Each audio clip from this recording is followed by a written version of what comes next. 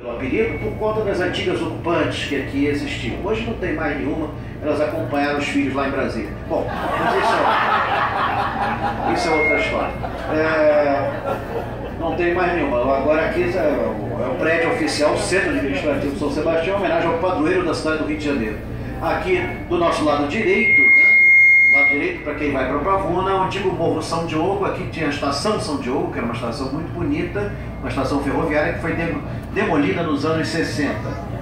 Iniciamos agora o nosso percurso e espero que todos aproveitem. Lembro a todos, não comprem nada de vendedores dentro do metrô. Por favor, não comprem balas, nada disso, não há controle de qualidade. Como posso fazer? Mas nós estamos passando por algumas áreas icônicas. Aqui à esquerda dá para ver um Corcovado com Cristo Redentor, sinal que não vai chover. Ele é uma bússola perfeita, ele aponta para leste. A cabeça dele é voltada para Jerusalém, para leste. Um braço para a zona norte, um braço para a zona sul e o traseiro para a zona oeste. Não tem jeito, zona oeste não tem jeito mesmo. Verdade. Aqui do lado direito, felizmente em restauração, a velha estação Leopoldina, inaugurada em 1926. Houve vários projetos para recuperar essa estação. A linha 4 do metrô tem assim a sua fábrica, aqui com peças para compor novas linhas. E felizmente a estação será recuperada. É um bem histórico da cidade que estava se perdendo e agora vai ser totalmente recuperado. Estamos indo agora para São Cristóvão. Falando em São Cristóvão, acompanha-nos aqui o historiador de São Cristóvão, Hélio Brasil, historiador, escritor e poeta e também arquiteto. E dependendo da hora, tudo isso ao mesmo tempo. Aliás, o Brasil tem esse nome por causa dele, inclusive. Tá ele aí no meio da composição. São Cristóvão, antigo bairro imperial. Hoje tem muito pouca coisa que lembra a majestade imperial. Escola Nacional de Circo aqui à esquerda, Palácio Carequinha com o antigo pórtico do Matadouro. Dá para ver a escola de circo. Hoje em dia, do jeito que está, a gente tem que viver na corda bamba. Então, está perfeitamente coerente isso.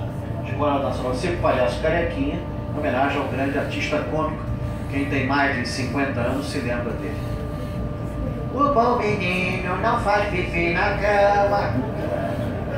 Nossa, isso era da nossa época.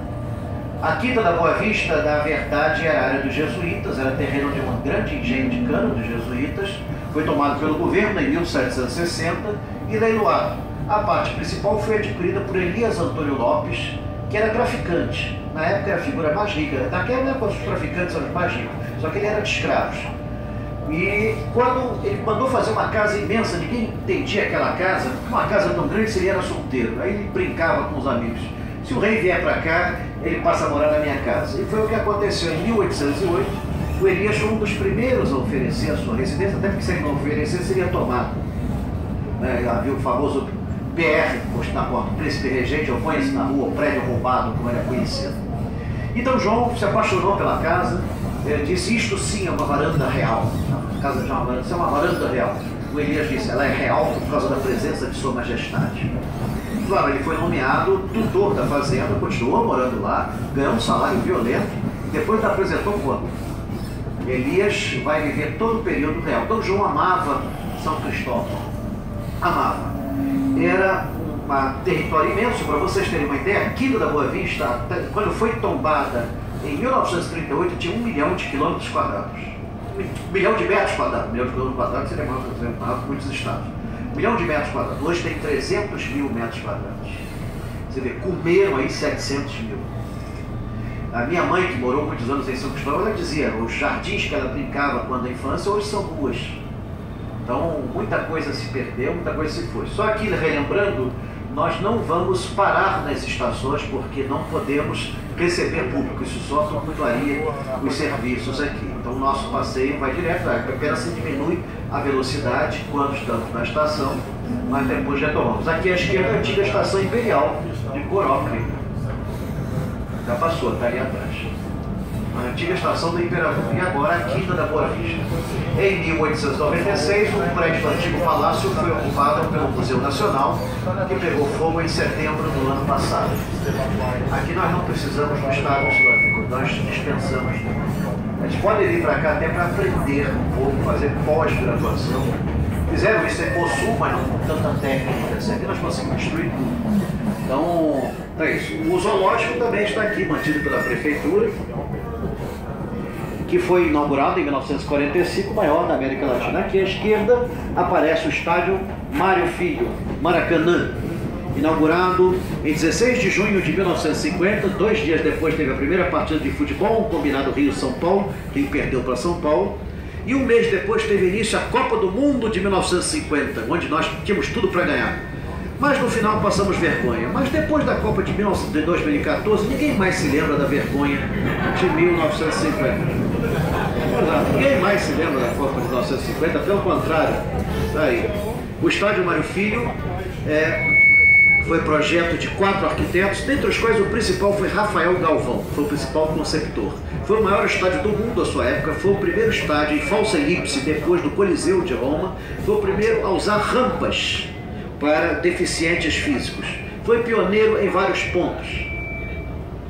E na sua época de inauguração cabiam 200.000 pessoas. Hoje, por questões de segurança, isso está reduzido a 1/3 disso.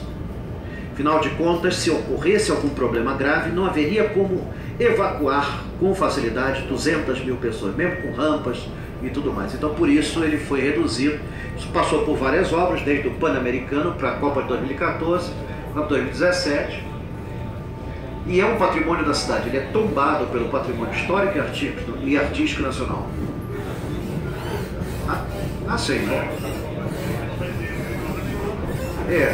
E a cada jogo que tem Vasco e Flamengo, ele precisa ser reconstruído. Precisa passar por nova reconstrução, sobre todo o que. Se o Vasco vencer, quebra tudo. Se o Flamengo vencer, quebra tudo. Não é um negócio. Então, a cada jogo, Vasco e Flamengo. Mas isso faz parte. Pouca gente sabe. Se toda a areia do Maracanã fosse usada para capear as ruas, daria para capear todas as ruas do Rio de Janeiro. Todo o ferro usado no Maracanã daria para dar 2 voltas e meia linha do Equador, transformada em barras finas. Todos os caminhões usados na obra poderiam ligar o Rio a São Paulo.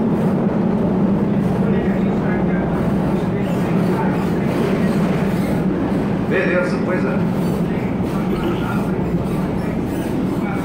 Falei aqui dando informação que esse túnel foi feito em 1980 sem interrupção do tráfego ferroviário que passa por cima de nós. Claro, aqui estamos perfeitamente seguros. Óbvio, né?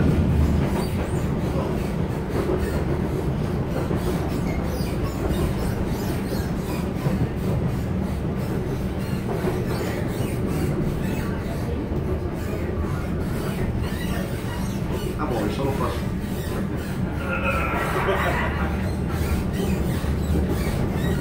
Maracanã é o nome de um periquito verde e que também é o nome de um rio. O periquito já pulou fora há muito tempo. O rio ainda está canalizado. Estamos chegando próximo à triagem. Triagem tem esse nome porque era feito na época do rei Dom João a triagem do gado para abastecer o Rio de Janeiro. As fazendas das zonas suburbanas forneciam o gado e ele era selecionado aqui para o abastecimento da corte. Curiosamente, Dom João tinha como animal de estimação um boi, chamado Pacífico. Assim, cada um tem um bicho que mais se assemelha, né? Boi Pacífico, né? E esse Pacífico tinha todas as regalias, tinha tratamento especial, comia do bom e do melhor. Ele estava vivo até 1828, comendo do bom e do melhor. Então, estação triagem. Pouca gente pode imaginar, mas aqui foi fundado em 1869 o Jockey Club do Rio de Janeiro, pelo Major Sukov. O Jockey Club depois foi, em 1926, transferido para a Lagoa Rodrigo de Freitas. No local do Jockey Club estão as instalações do metrô Rio. Vamos agora para a estação Maria da Graça, nome de uma antiga fazenda que aqui existiu. Toda essa área aqui já foi, em tempos idos, fazenda de cana-de-açúcar. Os escravos eram trazidos para cá, extraíam, conseguiam transformar o açúcar a partir da cana, mediante os aparelhos usados na época, e o açúcar era exportado. O açúcar era tão importante para o Rio de Janeiro que era usado como dinheiro e também era usado como símbolo da cidade. Até hoje o Pão de Açúcar está aí para atestar isso. Uma área de população bastante simples, pobre, com muitos conjuntos residenciais.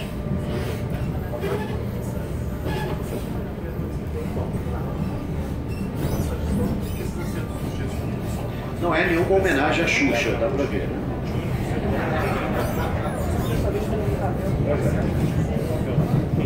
Ela tem no antigo sítio dela, ela tem no antigo sítio dela, lá em Triagem, ela tem a capela de Nossa Senhora das Graças.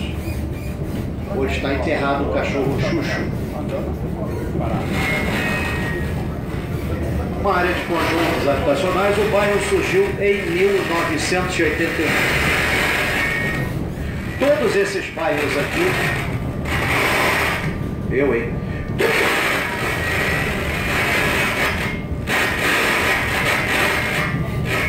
todos esses bairros aqui surgiram a partir da freguesia de São Tiago de Inhaúma, criada em 1644.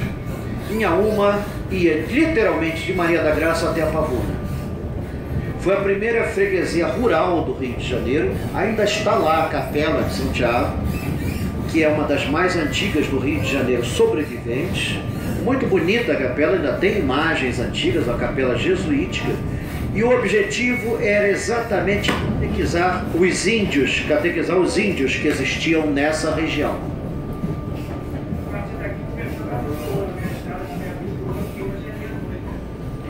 A Estrada de Ferro Rio do Ouro foi criada no século XIX para cuidar das obras do abastecimento d'água da cidade do Rio de Janeiro.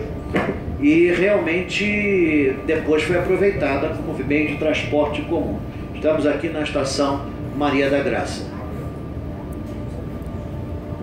E como sempre, aqui como sempre o metrô diminui a velocidade para que não ocorra nenhum incidente.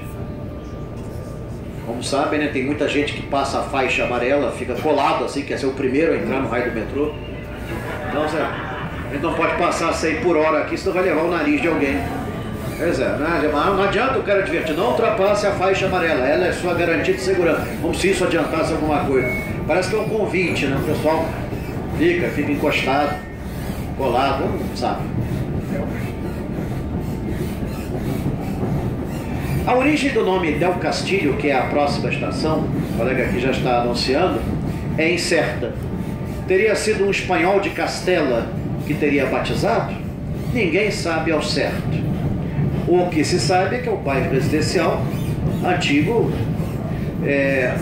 habitado por população de renda média para baixa, servido por trens da Central e do metrô. Mas não se sabe o motivo do nome Del Castillo. Del Castillo hoje é bastante conhecido com o shopping Nova América, que ocupa o local da antiga fábrica de tecidos Nova América, que dava emprego a muita gente aqui. Essa área foi ocupada por fábricas.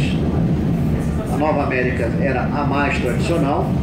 E também conhecido o templo da Universal, da Igreja Universal do Reino de Deus, e em especial o Centro Cultural Jerusalém, que eu recomendo a visitação. É uma maquete de 700 metros quadrados, que mostra Jerusalém no século I. Nada sobrou dessa Jerusalém do século I, absolutamente, quase que nada, só ruínas.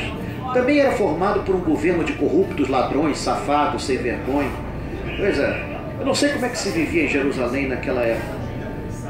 Mas seja como for, foi ali que Cristo teve seus últimos dias e ressuscitou.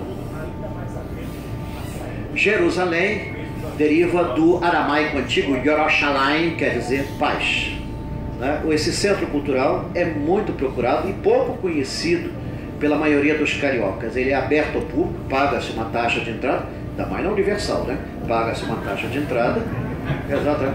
Mas é tudo assim muito bem cuidado, de mármore assim, tem uma infraestrutura muito boa, lojas, você pode comprar uma miniatura do Templo de Jerusalém do tamanho de uma mesa. É uma coisa assim muito interessante. E não é feito restrição à religião alguma. Eles ali fazem exposições periódicas de várias religiões, de motivo, Estava sendo feita uma exposição sobre a religião judaica, a última vez que lá estive. E ninguém podia esperar que Jerusalém estivesse em Del Castillo. A próxima é uma das freguesias mais antigas, São Tiago de Inhaúma, cujas origens remontam ao século XVIII. Inhaúma é o nome de uma ave escura, que vivia aqui. Já deve ter ido para a Panela há muito tempo, né? É um bairro também de moradias da classe média baixa, bairro residencial por excelência, servido por via férrea e pela linha do metropolitano. Padroeiro é São Tiago, um dos apóstolos de Cristo. O cemitério de Inhaúma foi criado em fins do século XIX, mantido pela Santa Casa da Misericórdia. É um cemitério muito simples. Digo isso porque meu avô lá está. Pois é, era um homem simples, era chorão, tocava cavaquinho à noite em grupos de choro. O próximo já tem uma origem mais nobre, é Engenho da Rainha. A rainha Dona Carlota Joaquina mandou adquirir esse engenho no início do século XIX. Ela não morava com Dom João. Sexta-feira ela ia a São Cristóvão, deixava os filhos com ele e apanhava segunda-feira. Ela ia para o Engenho da Rainha. O Engenho da Rainha sobreviveu, era o engenho de cana, sobreviveu até época relativamente recente. Existe ainda uma casa do velho engenho de pé, mas o principal não está. Carlota Joaquina, como todos sabem, foi a esposa de Dom João VI, mãe de 9 filhos, dos quais só 5 com ele, 4 foram produção independente. Entrou até o jardineiro do Palácio do Ramalhão. Eu como radialista, vocês sabem, eu odeio fofoca, detesto fofoca. Quando eu sei de uma, eu passo adiante para não ficar com ela. Exatamente. Mas Dona Carlota Joaquina tem sido muito caluniada por conta de que todas as histórias escritas sobre ela foram feitas pelos inimigos dela. Debré, por exemplo, amava a Carlota Joaquina, achava ela mulher inteligente, achava ela até bonita. Pois é, artista, né? Sabe como é que é? Artista, criativo, tudo mais. Mas ela era baixinha, tinha 1,48 m de altura, um bigode, né? Basto, né? Um gênio agastado, queixo prognata, orelha de abano, sobrancelha monocelha. Estaria na moda no México, né? Pois é, monocelha.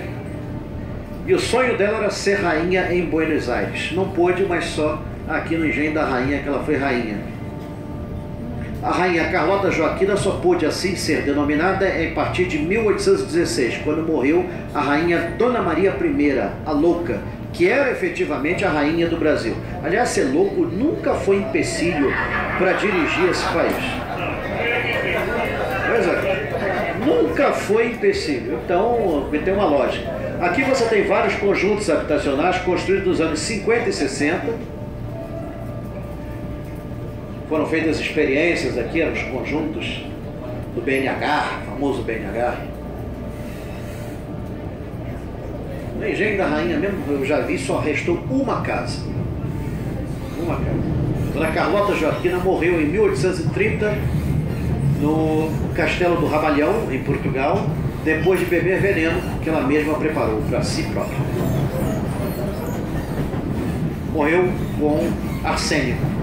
O interessante é que Dom João morrera em 1826 também envenenado com arsênico. Sempre se atribuiu a ela esse crime. Hoje nós sabemos que ele foi envenenado. Foi feita a exumação do cadáver e obrigado. Próxima estação, estação Tomás Coelho. Tomás Coelho, para quem não sabe, foi ministro da guerra de Dom Pedro II, era um conselheiro do Império, foi o criador do Colégio Militar em março de 1889. Para vocês terem uma ideia, nós só tínhamos uma escola secundária gratuita aqui no Brasil todo, que era o Colégio Pedro II. A segunda foi o Colégio Militar, e que ainda existe até hoje. Aliás, ambos existem até hoje para atestar o trabalho de Dom Pedro II, porque Dom João só criou faculdade, ou seja, era só para riquinho da corte. O único que cuidou do ensino fundamental e secundário foi Dom Pedro II. Em 1870, quando terminou a Guerra do Paraguai, queriam fazer uma estátua para Dom Pedro II, uma estátua de bronze. Ele pediu que o dinheiro fosse destinado à construção de escolas. E em homenagem a esse homem que recusou estátuas de bronze e preferiu investir na educação, na época do Império nunca foi feita uma estátua de bronze dele. Curiosamente, todas feitas já na República.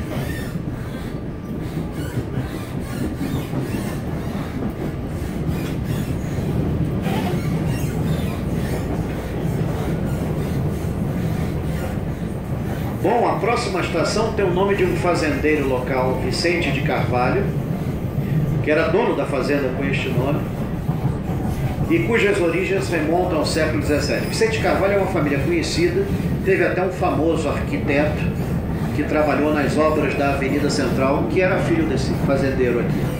Com a chegada do trem, a fazenda foi loteada. Todas essas terras aqui têm uma história semelhante. Elas eram engenhos de cana, depois viraram fazendas de produção de gêneros alimentícios para a corte, quando da chegada da corte portuguesa, e quando da implantação da ferrovia, aí por volta de 1866, elas foram leiloadas e transformadas em áreas residenciais. Aqui é a favelinha de Vicente Carvalho.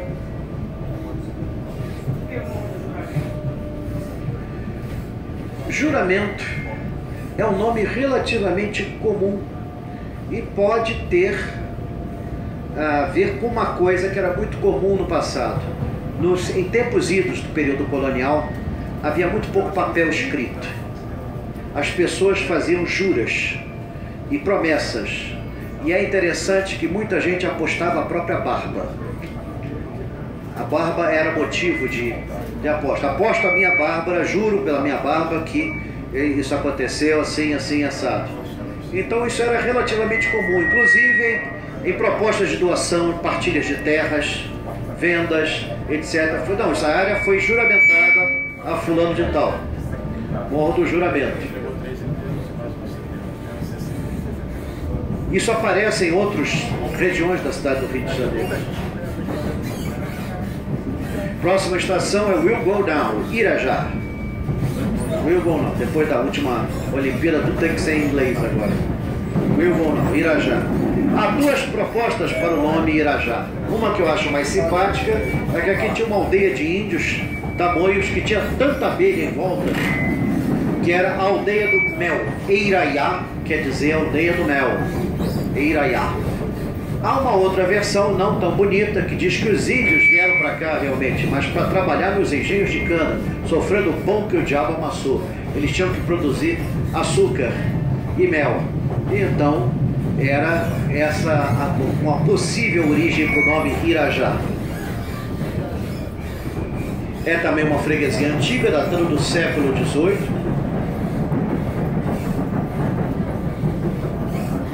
Irajá abarcava várias outras, inclusive a Penha.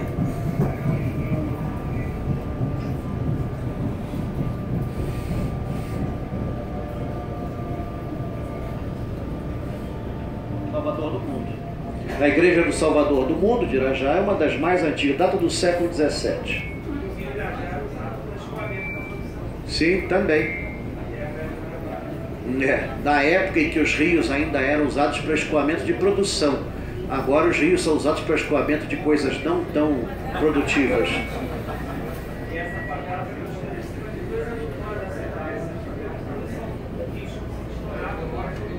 Beleza, a turma tem água aí direto. Iraiá, aldeia do mel. Prefiro essa versão. Mais simpática, né? Pouca gente sabe, mas o mel era produzido na Europa, mas uma quantidade relativamente limitada. O mel é o único alimento incorruptível no mundo. Você tem potes de mel das pirâmides egípcias e você ainda pode tomar aquele mel. Ele não estraga. O mel também é germicida e bactericida. Antigamente tudo era adoçado com mel, não existia o açúcar. E as pessoas não tinham cárie nos dentes, porque o mel, como eu disse, era germicida e bactericida. Então quando você comia a sobremesa, na verdade você lavava os dentes. Com o advento do açúcar, no século XV, acabou-se isso e começou a existir a cárie. E aí cresceu uma grande profissão de dentista. Exato. Como dentista era só para príncipes e etc., o povo mitigava a dor mascando cravo. Mascando cravo. O pessoal mascava cravo, era anestésico bucal. E eu tive experiência com uma amiga que não tinha dinheiro para pagar o dentista. Eu disse para ela: o pessoal da Idade Média usava cravo. Ela botou cravo e disse: olha, ficou bom. Olha lá. Nem tá podre, a boca está caindo, mas a dor melhorou bastante. Estamos aqui passando pela estação Colégio, que lembra o Esporte Clube Colégio, criado em 1917.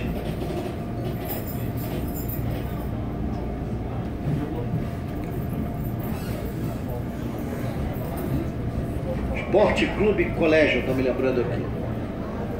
Criado em 1917. Portanto, o nome do bairro tem 102 anos. Está aqui.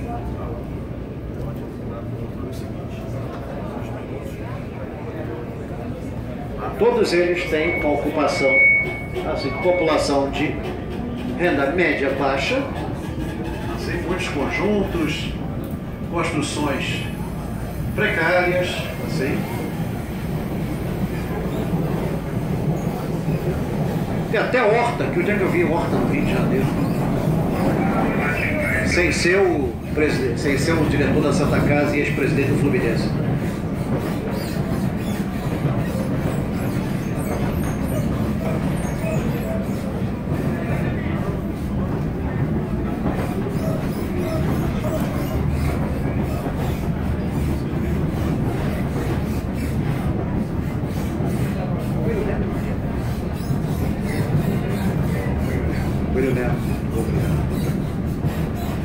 O próximo bairro foi criado em 1981 e homenageia o escritor Coelho Neto, escritor e grande estimulador de um grande clube carioca, o Fluminense.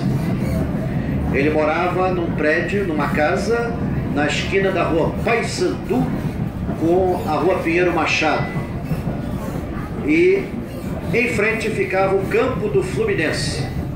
O Fluminense era o grande campeão, foi quem introduziu o futebol no Rio de Janeiro, foi quem introduziu o drible, foi quem introduziu o chute de calcanhar, foi quem introduziu a palavra torcedor. Que as mulheres iam nas partidas para ver as pernas dos homens, ficavam nervosas, ficavam torcendo o lenço em volta do pescoço. Daí não sei se tinha rapaz também torcendo gravata, mas seja como for, torcedor, torcedora. Então, do Fluminense, campeoníssimo em 1911, um grupo de 9 jogadores se retirou e foi para um outro clube, clube de regatas, deixa eu ver se eu me lembro o nome, um tal de Flamengo, exatamente, e formou esse time rival nosso aí, Flamengo, pois é. Então, portanto, o Flamengo é filho do Fluminense, tem que tratar bem o papai. O Flamengo não tinha campo para treinar, então treinava na rua, na Glória, e todo mundo assistia de graça, e por isso ficou tão popular, ao contrário do Fluminense, que você tinha que ser sócio. O Fluminense foi o primeiro estádio de futebol, onde surgiu em 1914 uma tal de Seleção Brasileira, que em 1919, há exatos 100 anos, venceria o primeiro campeonato sul-americano. Então, teve uma série de datas importantes. Coelho Neto foi o maior estimulador. O antigo campo do Fluminense, o Fluminense passou para o lado do Palácio Guanabara, né? Claro, a gente só pode ficar perto dos outros. E no antigo campo foi ocupado pelo Flamengo. E o Flamengo ali ficou durante muito tempo, até que passou para a Gávea, já nos anos 40, num terreno cedido pela prefeitura. Coelho Neto foi da Academia Brasileira de Letras e era um escritor acadêmico, tradicional. A próxima estação é Acari, Fazenda Botafogo. São dois nomes interessantes. Acari é por causa do rio Acari. Acari quer dizer peixe. Peixe, né? Era um rio piscoso. Eu garanto que hoje não tem muito peixe lá flutuando, tem outras coisas. A Fazenda Botafogo tem suas origens remontando, por sua vez, ao século XVI. E o nome Botafogo veio por causa da família primitiva que deu origem ao nome do bairro Botafogo na Zona Sul. João Pereira de Souza Botafogo, que recebeu 6 Marias aqui. João Pereira de Souza Botafogo era um alentejano de Alvas, foi um dos fundadores da cidade do Rio de Janeiro, e ele fugiu de Portugal por não pagar suas dívidas. Aqui no Brasil foi juiz. Então, Brasil é uma beleza. Foi um grande desbravador de florestas, comprou a Sesmaria de Botafogo em 1590 de Antônio Francisco Velho, que deu o nome. Até hoje existe a família Botafogo, a bailarina Ana Botafogo é descendente, e ele falece em 1606. Ele teve aqui uma fazenda também. Eu me orgulho de descender em 18ª linhagem de João Pereira de Souza Botafogo. Aliás, minha família veio lá com os bandidos de Estácio de Sá, com aquela turma toda, foi expulsa, veio pra cá, fundamos a cidade. A família melhorou um pouco, só um pouco, mas melhorou. Então, tá lá. Não tem mais Botafogo no meu nome, nem no meu time. Na verdade, meu pai foi um dos fundadores do Botafogo, sócio fundador número 20. Então, mas curiosamente ele era tricolor. Claro, estudou, sabe como é que é.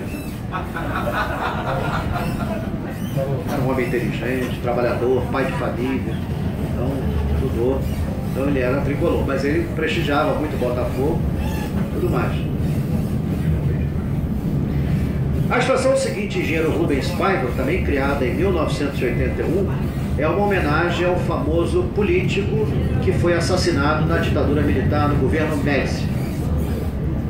E que, na época, a perícia atestou que foi suicídio, mas ele foi homenageado aqui. Ele não morava aqui, na verdade, foi uma coisa assim, de momento, foi uma homenagem prestada a talvez o último morto na ditadura militar.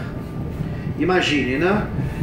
Segundo o Comitê Brasil Nunca Mais, em 21 anos de ditadura militar, a ditadura teria assassinado 340 pessoas. Eu acho esse número errado. Digamos que tenha sido triplo. Digamos que tenha sido 10.000 pessoas em 21 anos assassinadas. Hoje em dia, nós assassinamos por ano 8.000 pessoas no Brasil. Matamos mais do que na Síria, que está em guerra civil. Ou seja, para alguns a ditadura não terminou. Pelo contrário, cresceu e se ampliou. A diferença é que naquela época se matavam os comunistas, agora está se matando a juventude. Temos que procurar fazer um Brasil melhor. Por isso que a Band também faz a sua parte. A campanha Espalhe o Bem procura amparar a infância desvalida. E no início nós recolhemos as doações em alimentos para ser doada à instituição de caridade. Haja vista que começa pela infância o trabalho. Se você não recuperar a pessoa a partir da infância, ele, depois de adulto, fica muito mais difícil. A campanha Espalhe o Bem da Band é um poderoso motor para que se recupere a juventude do Brasil. Todo mês é prestigiado uma instituição de caridade. O último ponto que vamos visitar é a Pavuna. Na Pavuna, pum, pum, pum. Na Pavuna tem um samba que só da gente reúna, já dizia o Braguinha. Na verdade, o nome Pavuna é complicado. Existem duas traduções, eu não sei qual é a pior. Uma diz que Pavuna significa lugar tenebroso, e outra diz que Pavuna é Lagoa Negra. Ou seja, eu não sei qual é o pior. Caramba. Não, realmente. Depois daqui termina o paraíso, né? Aí já começa St. John of Merity. Pois é, St. John of Merity. É a vizinha Pavuna. Para vocês terem uma ideia, sabe que a Meriti é mosquito, né? São João dos mosquitos. Você vê que maravilha, né? Então, realmente o paraíso termina aqui. É a fronteira, você sabe, é o limite. Por isso que é um lugar tenebroso. Aqui já começa o fim do mundo. Então, é outro negócio. Pavuna, que ficou muito famosa no samba de 1930. Depois Neuzinha Brizola também fez uma música falando da Pavuna. Não sei se isso é mérito ou demérito, mas deixa pra lá. E mais recentemente também Gil fez uma música falando da Pavuna. Só não sei se o samba que só dá a gente reúna ainda existe. Foi o primeiro samba de break que existiu no Rio de Janeiro. Mas olha bem, lugar tenebroso ou Lagoa Negra. Não sei onde é que você mora, eu moro na Lagoa Negra, é um monstro, monstro da Lagoa Negra. Atenção, nós vamos ficar 10 minutinhos aqui, mas não vamos desembarcar, por favor, se desembarque.